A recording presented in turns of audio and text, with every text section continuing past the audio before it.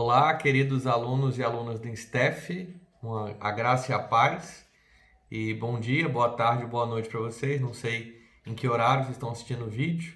Hoje, por conta de ter um compromisso na igreja de vocês, com a liderança aí na Filadélfia, com o apóstolo Robson Lara, a gente, ao invés de ter a nossa aula transmitida ao vivo, a gente está fazendo esse bate-papo aqui gravado, né? E eu vou deixar já aberto para vocês a assistirem o vídeo e se houver alguma pergunta vocês podem me chamar no grupo. Na semana que vem a gente retorna com a aula normal, ao vivo pelo Google Meet, e também já vai ser o momento onde eu vou passar para vocês o trabalho de vocês aí dessa disciplina. A gente conversou na primeira aula, que foi semana passada, sobre o que é evangelismo. E a gente focou muito no sentido de o evangelismo bíblico não ser simplesmente dizer Jesus te ama, mas ser a boa nova. E a boa nova é que Jesus é salvador do mundo.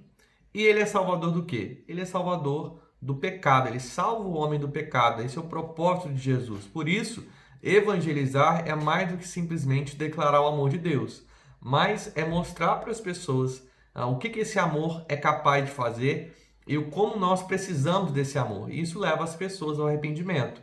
É preciso que as pessoas entendam a dimensão e o tamanho do problema para que elas possam enxergar que só Jesus é a solução para o pecado. E hoje a gente vai entrar, antes de falar mais praticamente da questão de forma de evangelismo, evangelismo de massa, evangelismo pessoal, a gente vai falar um pouquinho sobre a importância de compreender a grande comissão.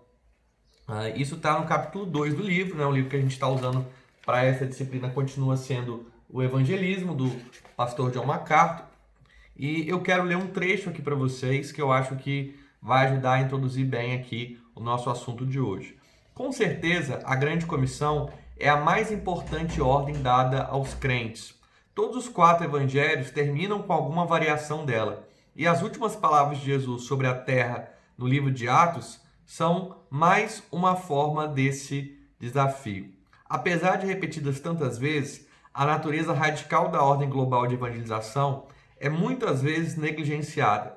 Mesmo lá longe, no livro de Gênesis, Deus indicou que enviaria um Salvador ao mundo, mas não permitiu que os crentes alcançassem o mundo com essa mensagem até depois de sua morte e ressurreição.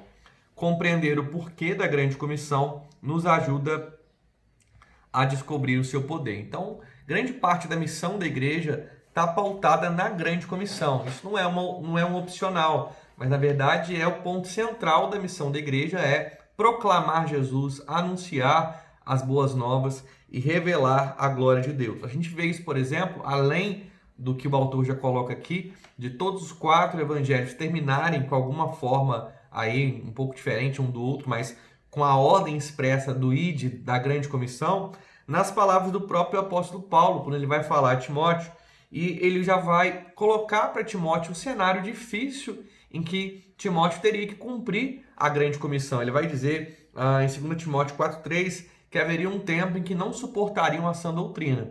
E essa é a nossa missão, é proclamar o evangelho, é proclamar a glória de Deus, né? Porque a grande comissão é pregar a Bíblia, é pregar as boas novas, e aí você inclui também doutrina, né? Porque vai chegar o momento do discipulado. A grande comissão não é simplesmente anunciar a salvação, mas ajudar aquela pessoa a caminhar com Cristo.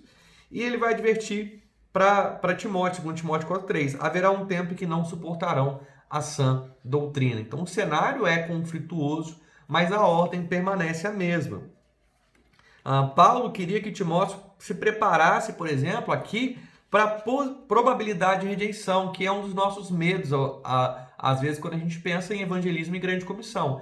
A gente tem medo de pregar o evangelho, a gente tem medo de anunciar Jesus, porque a gente tem medo da rejeição. Mas Paulo já adverte aqui, olha, vai chegar um tempo em que não vão suportar a sã doutrina.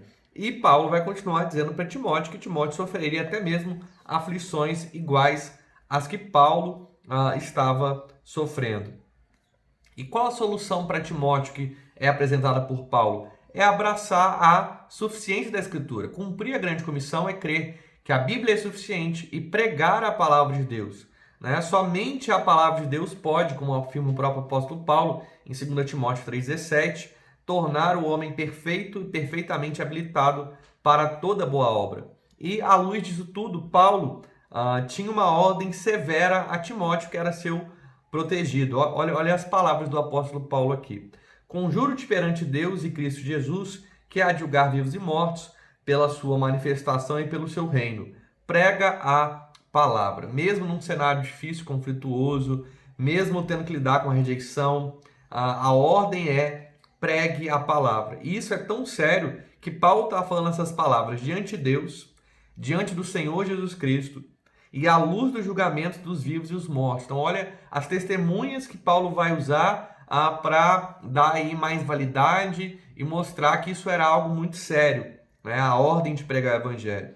A ordem principal que Paulo dá ao seu discípulo Timóteo, o jovem pastor Timóteo, é prega a palavra. Mais à frente a gente vai ver que isso não termina aí.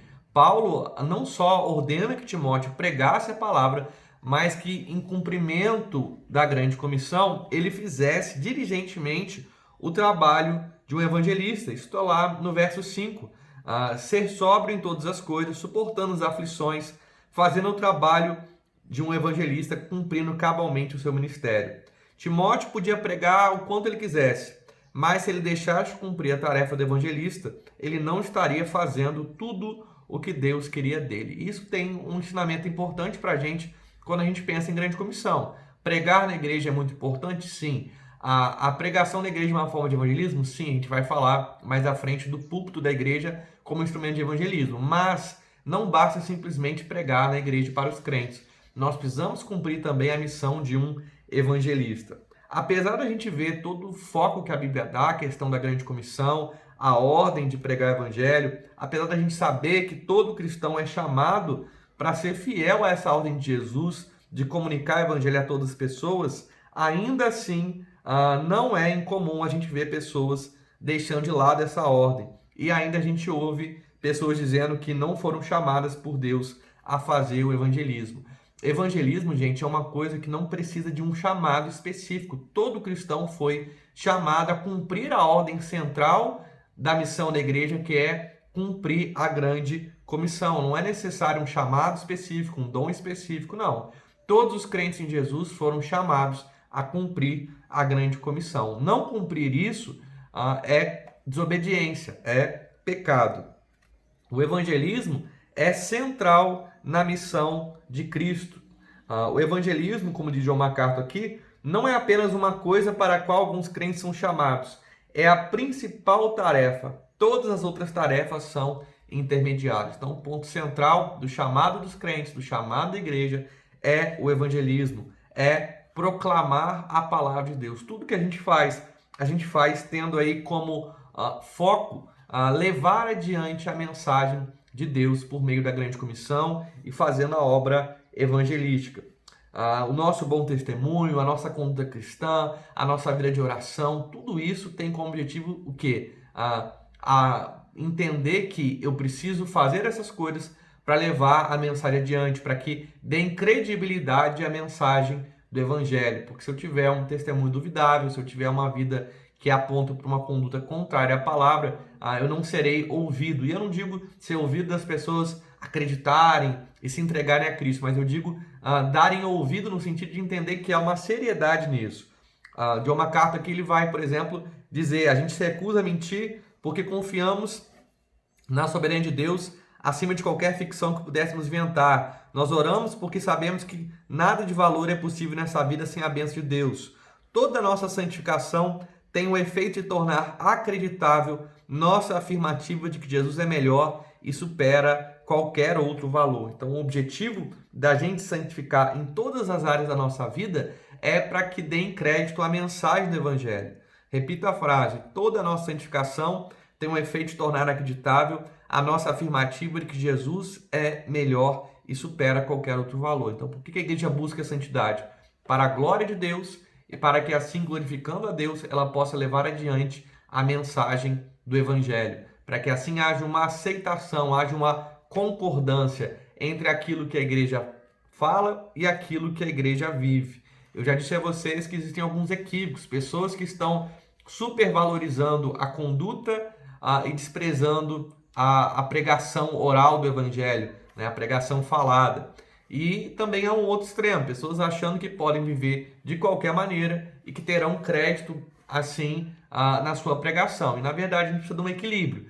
A fé vem pelo ouvir e do ouvir da palavra de Deus, como diz Paulo em Romanos 10, mas é necessário sim que a gente use e viva a santificação para que o mundo entenda, para que as pessoas vejam que Jesus é melhor e supera qualquer outro valor, né? A missão de pregar, de fazer evangelismo, de cumprir a grande comissão, não foi dada simplesmente a uma classe religiosa de pastores, de evangelistas, mas é algo que permeia a igreja e que deve ser realidade vivida entre todos os crentes, né? Todos os crentes têm como objetivo pregar o evangelho e glorificar a Deus. O próprio propósito da igreja não é simplesmente a gente ter uma reunião de crentes, é que o corpo de Cristo seja capacitado, seja ensinado, seja, vou usar uma palavra da moda, empoderado, né, no bom sentido da palavra, de receber poder, de receber capacitação para pregar o evangelho. A igreja foi chamada para isso. A igreja é um quartel general, onde os crentes são preparados para cumprir a grande comissão. E entender a necessidade disso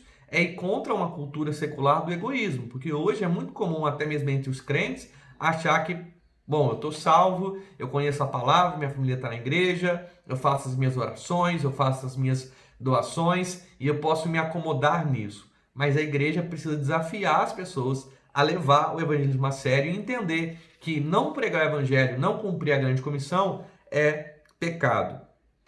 A negligência do evangelismo indica que não há entendimento sobre o propósito de Deus no mundo e no plano de salvação, né? Cumprir a grande comissão é entender que é nosso objetivo revelar o plano que Deus tem de salvar o mundo, de salvar todo aquele que nele crê. Nós recebemos essa ordem, isso faz parte aí da vida da igreja e é ponto central do evangelho. Não é algo aí opcional, né? A grande comissão não é apenas mais uma ordem da Escritura a ser obedecida, mas é a ordem que dá vida a todos os outros mandamentos dados à igreja. Tudo que a igreja faz tem, ou pelo menos deveria ter, como objetivo a capacitá-la, prepará-la e despertá-la à sua missão. A igreja está no mundo para ser a luz do mundo, para revelar Jesus, para proclamar o evangelho e não simplesmente para ser uma instituição, uma empresa ou qualquer outra coisa. Bom, passando um pouco adiante, muitas vezes a gente acha que evangelismo era algo que só passa a existir na grande comissão no Novo Testamento. Isso não é verdade. A gente vê que, embora o método fosse diferente, desde quando Deus profetizou e revelou que da mulher viria aquele que esmagaria da mulher viria aquele que esmagaria a cabeça da serpente, da semente da mulher. Já havia ali um propósito de anunciar a salvação. A gente chama isso de proto-evangelho, né? O evangelho estava escondido ali já, nesse primeiro momento ali em Gênesis, quando o homem peca e é anunciado que da mulher viria aquele que esmagaria a cabeça da serpente. Ainda que não soubessem, né, no Antigo Testamento, porque a revelação de Deus é progressiva, quem é esse Salvador, quem é esse descendente, já havia ali incutido na mente do povo que haveria um Salvador. E isso vai se desenvolvendo a partir do pacto de Deus com Abraão e também no desenrolar do Antigo Testamento. O John MacArthur diz, né, que não se sabia, por exemplo, lá em Gênesis, exatamente quem seria essa pessoa. Eva talvez achou que era Abel ou Sete, o pai de Noé achou que podia ser Noé. E isso ficou mais complexo ainda a partir de Gênesis 11, quando há ali na Torre de Babel a confusão das línguas, né? Parece um contrassenso. Se Deus quer ser conhecido, se Deus quer que todos tenham conhecimento do Salvador, por que lá na Torre de Babel Deus confundiu as línguas e espalhou as nações? A partir de Gênesis 11, parece que a pergunta deixou de ser quem será esse Redentor prometido e passou a ser como os outros saberão, né? Como os outros saberão quem é esse Salvador prometido. Os teólogos chamam esse problema de um problema da universalidade de Deus, ou seja, como é que Javé, que é Deus, como é que o Senhor vai se tornar conhecido universalmente. Deus escolheu e prometeu a um homem, Abraão, que lhe daria início a uma nação, né? Depois, algum tempo depois disso. Prometeu que por meio de Abraão seriam benditas todas as nações da terra, por meio da sua descendência. E a gente vê que desde a fundação da nação de Israel já havia ali um propósito evangelístico, um propósito que por meio daquela nação outras nações fossem alcançadas e evangelizadas. De uma maneira um pouco diferente da ordem que é dada à igreja. Porque quando a gente olha para Israel, a gente tem que entender que a missão ali é centrípeta, ou seja, ela está centrada na nação.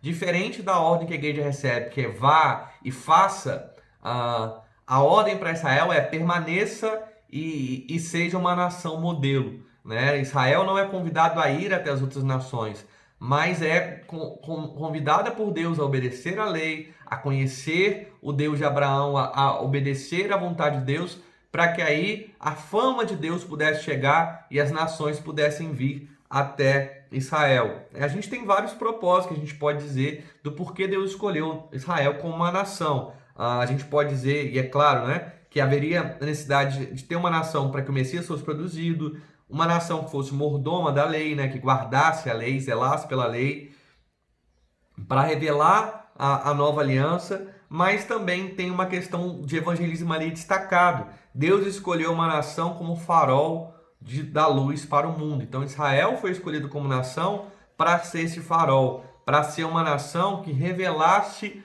o Deus verdadeiro. O plano de Deus para a nação de Israel, isso está muito claro no Antigo Testamento, era que a nação de Israel cumprisse esse plano portando o nome de Deus, ilustrando a sua glória como testemunho para todo o mundo. O desafio para a nação é que os judeus vivessem de forma diferente das outras nações. E o alvo, por que essa nação tinha que ser diferente? Para revelar a glória de Deus, para que as outras nações soubessem que o Deus de Israel é de fato o único Deus. Então, o evangelismo para a nação de Israel não era um ir e pregar e anunciar, mas era viver em obediência, era cumprir a vontade de Deus, para que então pudessem conhecer o Deus verdadeiro. Israel seria o meio pelo qual as nações receberiam o caminho de volta para Deus. Para a nação de Israel, então, Deus estabeleceu a obediência ao pacto, a obediência à sua vontade como a forma de se fazer evangelismo.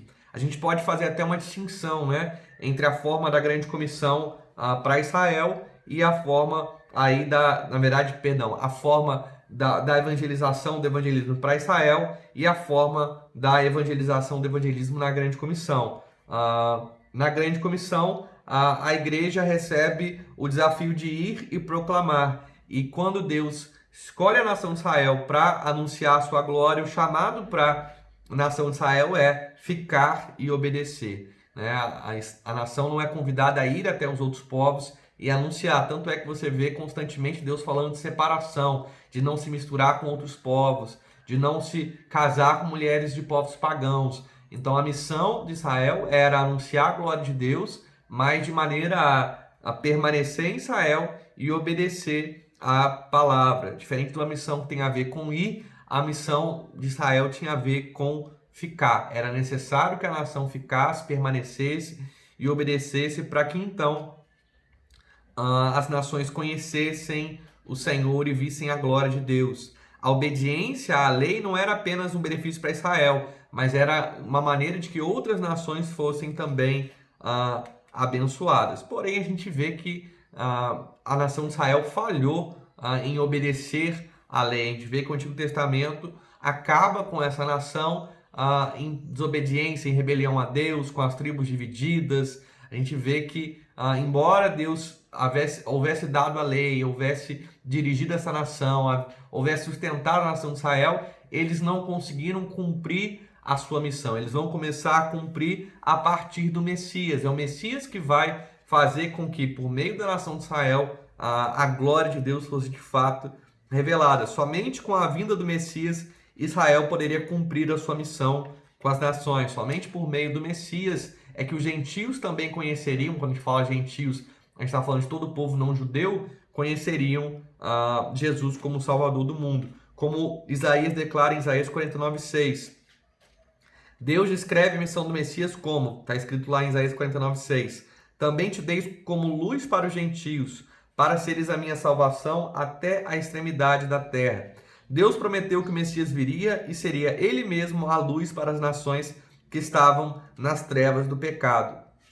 E João fala, o Evangelho de João vai falar, João 8, que Jesus é a luz do mundo profetizado. Então, aquilo que a nação não conseguiu cumprir, Jesus cumpriu. Né? Foi por meio de Jesus, não foi por meio de Abraão ou de nenhum dos homens do Antigo Testamento. Eles eram figuras, eram símbolos, mas foi por meio de Jesus que, então, todas as nações da terra são bem-aventuradas e são abençoadas. Por meio da profecia, por meio do cumprimento aí da profecia messiânica da vida de Jesus, é que então a gente vê as nações sendo abençoadas. Quando a gente começa a ver então a missão de Jesus na terra, é interessante pensar que Jesus, enquanto estando em seu ministério antes da sua morte e ressurreição, ele dava uma ordem para os seus discípulos que parecia um contrassenso, parecia contrariar a lógica, porque se o objetivo de Jesus era que o evangelho fosse conhecido, que ele fosse reconhecido como Deus, por que então que Jesus dava uma ordem quando curava, quando operava um milagre? A gente vai ver vários textos que dão essa clareza, essa ideia para a gente, de que não se falasse sobre isso, de que não se contasse a ninguém aquele milagre, de que não se falasse aquilo que havia sido feito. É interessante que quando testemunhas atônitas de milagres impossíveis recebiam a ordem de ficar caladas, a ordem parecia um contrassenso. E por que havia essa ordem? Havia essa ordem porque os milagres não eram a mensagem de Jesus. Os milagres de Jesus tinham como objetivo demonstrar o seu poder e demonstrar que de fato ele é o Messias, que de fato ele é Deus. Você vê isso que Jesus realiza milagres de 3 tipos. Milagres que mostram o seu poder em relação às forças espirituais, milagres que mostram o seu poder em relação à morte e milagres que mostram o seu poder em relação à natureza. Então ele se revela como Deus, mas a mensagem central do Evangelho não era uma mensagem de milagre. Jesus não veio para ser um milagreiro, um curandeiro. Ele veio para ser o Salvador do mundo. É por isso que Marcos 9,9 vai dizer, Jesus vai dizer o seguinte,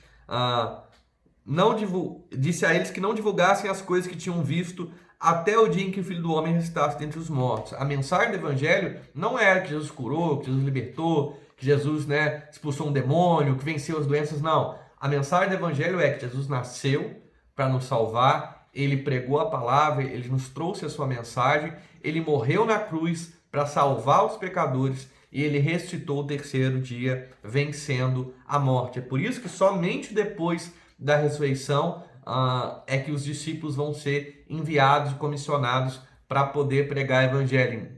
Embora de uma outra forma Jesus já tinha separado alguns, enviado, mas a missão mesmo, a grande comissão da igreja, ela começa a desenrolar a partir da ressurreição, porque aí a mensagem do Evangelho desse Deus que se fez homem, que viveu entre nós, que morreu e ressuscitou para nos salvar, aí então essa mensagem estava aí completa e poderia ser levada adiante. Você vai ver que a igreja recebe essa ordem de ser testemunha de Jesus em Jerusalém, Samaria, até os confins da terra, a partir da ressurreição. E ainda há um outro requisito, Jesus vai dizer, olha, vocês têm que ficar em Jerusalém até que do alto vocês sejam revestidos de poder. Então eles poderiam começar a sua missão. Eles recebem a missão de proclamar quem Jesus é, o que ele fez a partir da ressurreição e ainda com um adendo. Olha, mas para fazer isso, vocês vão ter que receber o poder que vai vir sobre vocês ao descer sobre vós o Espírito Santo. A gente sabe que isso acontece em Atos 2, ali no dia de Pentecostes.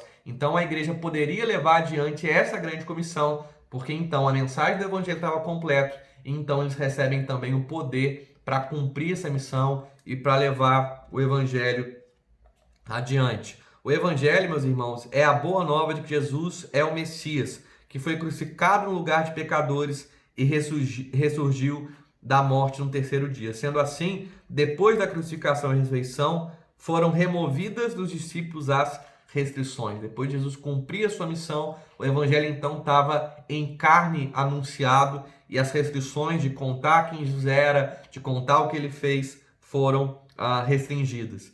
E foi ordenado então à igreja que, para cumprir a missão, aguardasse a vinda do Espírito Santo. A gente vê como isso foi eficiente, né? A partir do Espírito Santo, aquele grupo de 120 vai se multiplicar de maneira grandiosa. Se você ler Atos, o livro de Atos, você vai ver como o Espírito Santo e como a mensagem do Evangelho são poderosos, porque por meio da mensagem, sob a ação do Espírito Santo, homens comuns foram grandes evangelistas e levaram a grande comissão adiante e proclamaram o Evangelho, e milhares de pessoas foram salvas. Para que fique claro isso, é importante, né, para ilustrar a importância desse mandato do evangelismo, eu reforço, todos os 4 evangelhos terminam com alguma variação da grande comissão. Então é algo que é indispensável e algo que não pode ser colocado em segundo plano. Contrastando a ordem de Deus à nação de Israel, que era de ficar e obedecer, né? Se para Israel a ordem era fique e obedeça, Cristo manda a igreja ir e proclamar para edificar um novo corpo composto de pessoas de todas as nações. A igreja então deveria viver de modo sacrificial para fundamentar uma invasão global de pessoas que proclamem o belo evangelho que atrai as pessoas à salvação pela fé no Deus glorioso. O fim é o mesmo. O fim é de que Deus seja conhecido e revelado como aquele que salva o homem, aquele que transforma o homem, né? Mas o método é diferente para o Antigo Testamento, para Israel e para a igreja. A ordem da igreja é: saia do seu lugar, vá e pregue o evangelho. E que implicações então, para a gente caminhar para o nosso encerramento, a gente vê na grande comissão sobre o evangelismo? Primeiro que a apatia, né, ou seja, a indiferença quanto ao evangelismo é inexplicável pela seguinte razão: a grande comissão não é apenas um dos grandes mandamentos, mas marca uma mudança na história redentiva. É correto dizer que a morte e a ressurreição de Jesus é o ponto focal, ou seja, o foco, o centro de toda a história, mas essa é apenas metade da verdade. O que é importante também entender é que o propósito da vida desse momento em diante é glorificar a Deus, dizendo a verdade sobre o seu Filho a tantos quanto pudermos. Então não basta simplesmente saber sobre a morte e a ressurreição de Cristo, é preciso anunciar isso, glorificando a Deus a todos quanto nós pudermos. E é essa paixão descrita no Novo Testamento. A gente vê os apóstolos fazendo isso de maneira apaixonada. A gente vê como o livro de Atos traça aí um crescimento, a expansão da igreja por meio da proclamação do Evangelho. Crentes por toda parte crescem na fé e tornam-se ativos em difundir o Evangelho. Após a conversão de Paulo e Barnabé, você vai ver que, na verdade, após a conversão de Paulo, você vai ver Paulo e Barnabé se encontravam de que forma? Pregando em quase toda a cidade de Antioquia, né? Incluindo os gentios judeus. Lucas vai escrever também em Atos que Paulo e Barnabé foram ousados e disseram à multidão: porque o Senhor assim nolo determinou, eu te constituí para a luz dos gentios, a fim de que seja salvação até os confins da terra. Então Paulo se converteu e já estava lá junto de Barnabé anunciando a mensagem do Evangelho. Está lá em Atos 13, verso 47. Paulo ele se via como receptor dessa grande comissão. Ele entendia que essa era a razão da sua vida. E isso moldou muito a vida dele, né? E levou ele a uma prática de evangelismo, porque se você tem uma ordem, você tem que cumprir essa ordem. Não é um opcional, mas é uma ordem, um imperativo para nós. E é impressionante o resultado dessa ousadia. A gente vê muitos e muitos gentios e pagãos se convertendo. Nós vemos judeus se convertendo porque o evangelismo era levado a sério. Em outro lugar, Paulo descreve o cristão como sendo constrangido por amor a Cristo a falar sobre a fé para que outros venham à fé em Jesus, né? Paulo ele toma até mesmo emprestada a linguagem de Babel e se assemelha a um embaixador enviado por Deus com o propósito de reconciliar nações alienadas e inimigas. E a vida de Paulo mostra como a grande comissão foi importante para ele. Ele viveu suportando sofrimentos e aflições com o propósito de levar o nome de Jesus a lugares onde ele ainda não havia chegado.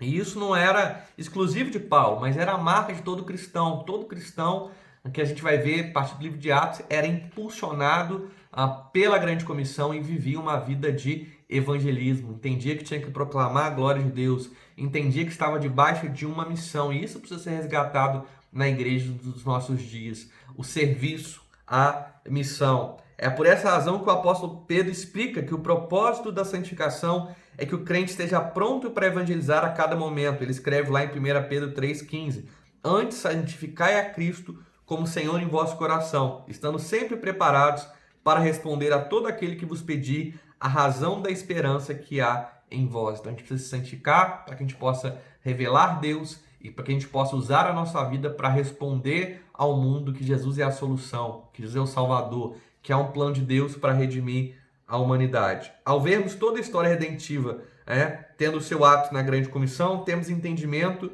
maior do imperativo de proclamar o evangelho e uma justa paixão por evangelismo. Apenas quando obedecerem à ordem de Deus de evangelizar, os crentes serão verdadeiros imitadores do coração de Deus para com o mundo. Então, cumprir a grande comissão e evangelizar é ser de fato imitador do coração de Deus para com o mundo. Que a gente possa então ser despertado por essa grande comissão a levar a mensagem do evangelho adiante. Queridos, obrigado aí por esse tempo. Eu tentei não deixar o vídeo muito longo e resumir nesses um pouquinho mais de 30 minutos aqui. E a gente se vê na próxima quinta-feira ao vivo. E aí, tendo dúvidas, é só mandar lá no grupo.